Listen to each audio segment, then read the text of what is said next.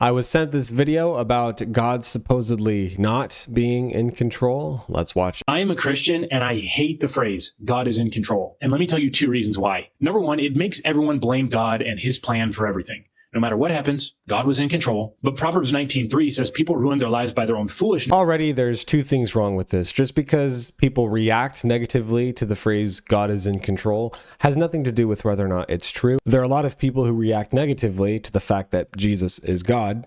That has nothing to do with the fact that Jesus is God. He is God no matter how people react. Secondly, he quoted Proverbs 19, which is great, but just a few chapters earlier, it says, Yahweh, the Lord, has made everything for its own purpose, even the wicked for the day of evil or destruction. Also, verse 9, the heart of man, your mind, your desires, you plan your way, but the Lord directs his steps. You can plan whatever you want to for your life, but what's actually going to happen is what God has planned. The lot is cast into the lap, but its every judgment is from Yahweh. Even the seemingly random things in our lives are not actually random. It's God at work. It is God who decides who wins the lottery. It is God who decides where lightning will strike, whether or not it's going to hit someone. If God's not in control of those things, then who is? It's not the devil. I'm not the one who controls the weather. Now, most people don't have a problem with God being in control of those things, but not human hearts. But then we see Proverbs 21. The king's heart is like channels of water in the hand of Yahweh. He turns it wherever he pleases. Every world leader, everyone who is in power right now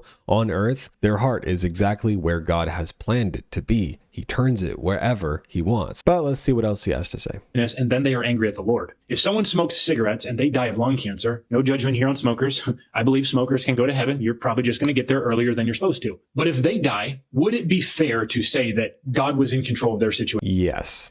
Absolutely. Because what are you really saying? You're saying this was God, this was his plan. He was steering, controlling this person's life. Yes. God is in control insinuates that everything that happens is because of God. Yes. But many things happen because of us. Okay, now we have to go to Genesis chapter 50 because this is the number one misunderstanding from people who deny God's sovereignty. They say, oh, if God's controlling everything, then that means I don't do anything and none of my actions matter. That's absolutely false. We know that Joseph was sold into slavery by his brothers and he was accused of rape and was in prison. He went through an immense amount of suffering. People committed evil against him, okay? And Joseph said, after reuniting with his brothers, as for you, you meant evil against me. Yes, evil people did evil things, but God meant it. Those evil people doing evil things, God meant that for good in order to do what has happened on this day to keep many people alive. We have 2 options. Option A is evil people doing evil things for evil reasons, and God never planned for that to happen, and he's not intending any of that for good. And option B, the biblical option, is that yes, evil people do evil things for evil reasons, and God intended that, all of their actions, all of their intentions, for good from the beginning. The wickedness that is in the world does not catch God by surprise. And by the way, it's unavoidable. If God knows that all of this stuff is going to happen, you don't even have to believe that he planned for it to happen. But just because the fact that he knows everything is going to happen necessitates a reason in his mind for allowing everything to happen. I don't believe he just merely allows things to happen, but yes, he does cause everything. He works everything together for good. But the fact is, if you hold to God's foreknowledge, him being omniscient, you can't avoid this. You can't avoid the fact that everything that happens has a purpose behind it. Either it does have a purpose, or you have God creating things, letting his creatures do evil with no reason whatsoever. And again, that's just unbiblical. So the first reason I don't like it is it blames God and his plan for everything. Number 2 is Christian. Once again, Joseph, after getting sold into slavery, does he blame God for the evil that his brothers committed? No, he blamed them and yet also said that God intended their evil for good. Both are true. God's plan and people doing evil, and they are to blame for their evil because it's not God doing evil. Christians become very passive. I mean, what's the point of prayer if God is just in control? So actually, the exact opposite is true. If you believe that God has everything under control and he's with you always, everything that happens to you is according to his plan for your life, for your good, that should encourage you, embolden you to go out and do as God commanded you to do rather than cower in fear. For example, 1 Corinthians, for the word of the cross is foolishness to those who are perishing, but to us who are being saved, it is the power of God. What I notice from all the people who say that God is not in control, all of them tend to use human arguments, trying to prove the existence of God, trying to reason with non-believers as to how the resurrection is the most plausible interpretation of the Gospels. What I rarely see them do is preach Christ crucified, to Jews a stumbling block, and to Gentiles foolishness. But to those who are the called, both Jews and Greeks, Christ, the power of God and the wisdom of God. Also, even if you believe that God had no plan from the beginning, and he has no decree, and he's not in control, then I could ask you the same question. If he knows everything that's going to happen, but is not in control of it and doesn't want to control it for some reason, then what is your prayer going to do anyways? Are you more powerful than God? Is he your servant? Can you change the outcome somehow? Doesn't make any sense. But generally, prayer is not meant to change God and his eternal plan that was fixed from eternity past. It's to change us and our perspective. I mean, if God is in control and he is going to do whatever he wants, regardless, doesn't matter what we do, why did Jesus tell us to pray that his will would happen on earth as it is in heaven? He's insinuating that it won't happen if we don't pray. So here you go. You have Jesus prayed then in this way, our Father who is in heaven, hallowed be your name, your kingdom come, your will be done on earth as it is in heaven. Give us this day our daily bread, and forgive us our debts, as we also have forgiven our debtors. And do not lead us into temptation, but deliver us from the evil one. So he takes this, and he infers that if we don't do this, if we don't pray, then God's kingdom won't come to earth.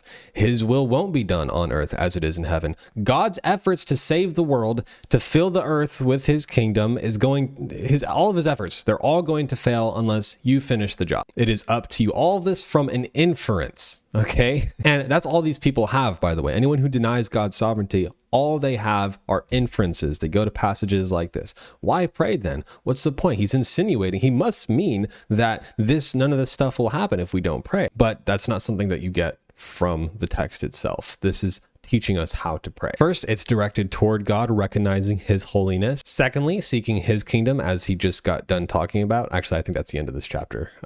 Seeking first his kingdom. Also, recognizing, verse 11, who gives us this day and our daily bread?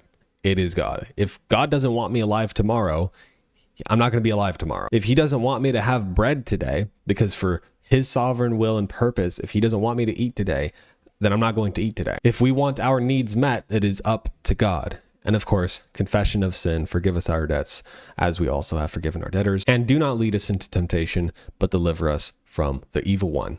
Again, recognizing all the temptation from the devil that comes only when God allows it to come. Read the book of Job. All of the bad things that happen to Job only happen after God gives Satan permission. So far from this prayer teaching that God is not in control, it teaches the opposite. In fact, this entire chapter, oh my. Well, just the whole Bible screams God is in control, but pray. If God is in control, it doesn't matter if you pray. It doesn't matter if you give. It doesn't matter if you obey, because it's just all up to God. But the Bible is very clear that we are co-laborers with Christ. God is in control of some things, but there are other things that he put into our hands. Yes, of course. That reminds me of 1 Corinthians 15, where Paul said, yes, God did all this work. Jesus died for our sins according to the scriptures, raised on the third day.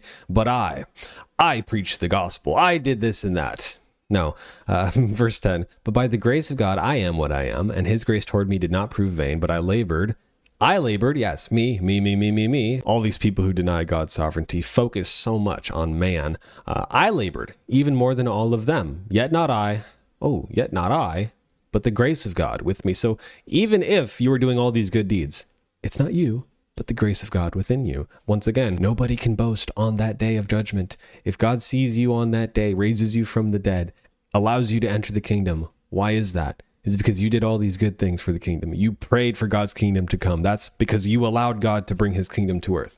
No, the only reason anybody does any good deed is because of the grace of God within them. So to make this blanket statement that God is in control of everything just isn't true. In fact, God said, I set before you life and death. You choose. Who's in control? Sure, God was in control of giving you the choice, but now who is in control? If life or death is placed before you, if it's your choice, who's in control? So I've had enough of that video. I actually made a video recently specifically on Deuteronomy chapter 30. I made this video 4 weeks ago if you want to learn about that more in depth and check that out. But yeah, this is what God said. I call heaven and earth to witness against you today that that I have set before you life and death, the blessing and the curse. So choose life in order that you may live and your seed by loving Yahweh your God, by listening to his voice and by holding fast to his name. For this, your life and the length of your days, that you may live in the land which Yahweh swore to your fathers, to Abraham, Isaac, and Jacob, to give them. Once again, I love this verse. People choose God and people choose not to believe in God and worship him. The fact that people make choices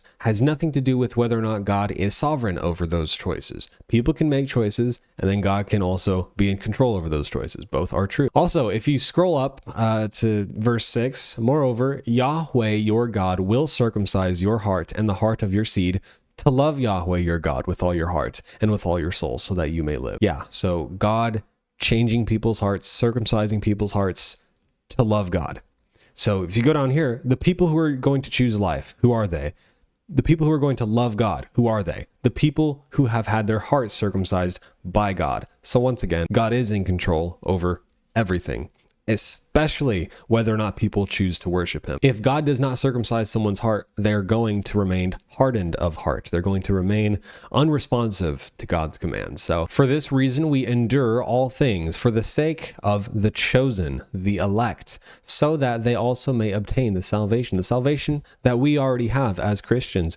We work, we preach, we do good deeds, everything for the chosen ones out there, so that they may be saved, salvation which is in Christ Jesus with eternal glory. Please remember to like this video and subscribe if you have not already. Comment down below what you want to see in future videos, but that'll be all for today. Love you guys so much.